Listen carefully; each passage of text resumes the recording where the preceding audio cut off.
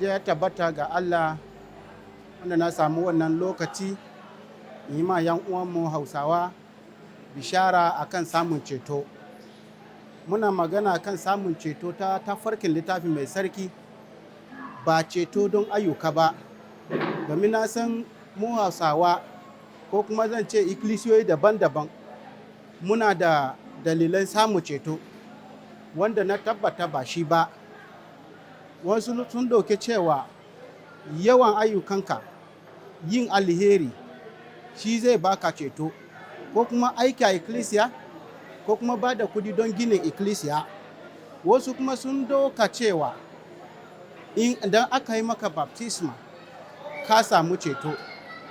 Amma godiya ga Allah wanda na samu wannan lokaci in yi maku magana akan samun ceto, wanda kai da kanka za ka sani ka samu ceto, kuma bayan mutuwanka za ka je aljanna. Aljanna ba rabo ba ne. Akwai kuskure da yawa wanda muke yi.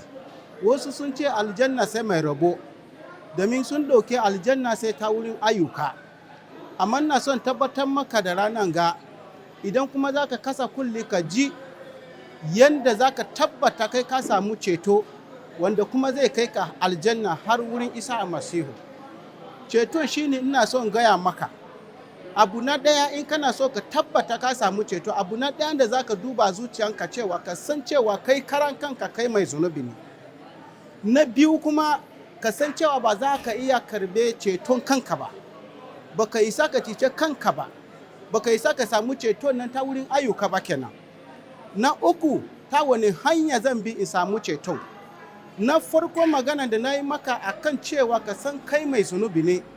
Idan kana da littafinka, sai ka bude cikin littafin Romawa, Sura 3 aya 23.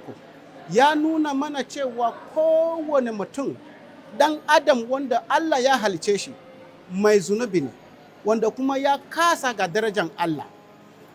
Sannan na so in ka duba wannan ka tabbata littafi ya ce mana cewa duk wanda aka haife shi da jinin Adamu, shi ɗan Adam ne, ɗan Adam tare da zunubi ne.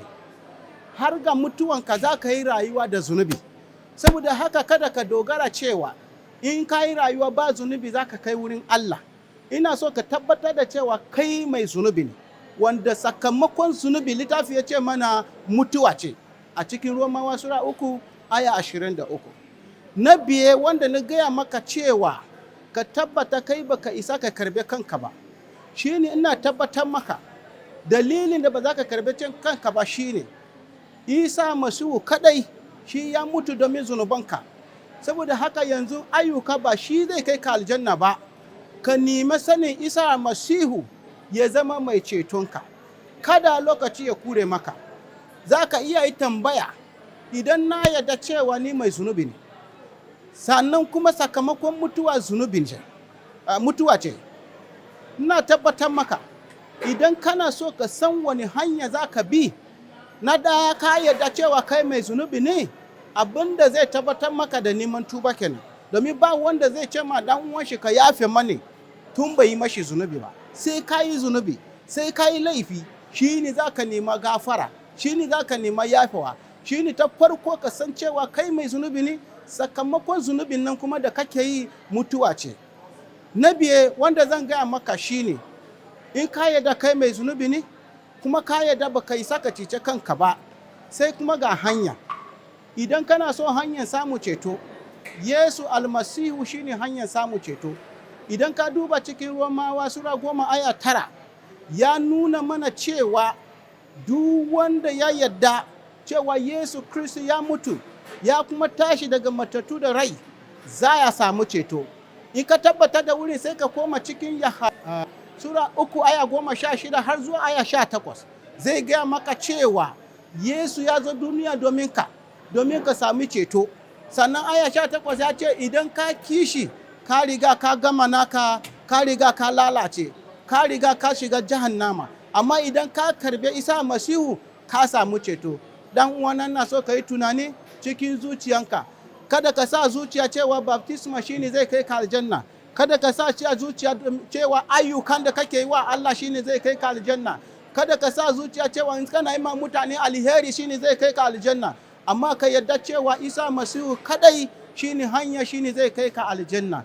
Ban sani ba ko ka yadda da wannan. Idan ka yadda da shi, littafi yana nuna mana sai ka karbe Isa Masihu ya zama mai cetonka. Ko ka yi shiri za ka karbe Isa Masihu, ni ban sani ba, amma ka yi shiri ga abin da za ka faɗa domin ka samu ceto. Sai ka ce, ya Yesu, na yadda ni mai zunubi ne wanda zan mutu in je jahannama, amma daga yau na karbe ka, ka zama mai cetona. Ba ni da wani Allah sai kai kadai, ka karbe ni ɗanka, na karbe ka kai ubana, zan kuma bauta maka har abada abadin. Amin. Nan za ka samu ceto, Ubangiji Yesu kuma zai murna da kai, mala'iku za su yi murna don ka samu ceto. Allah Ubangiji ya taimake ka idan ka iya haka. Amin. Na gode.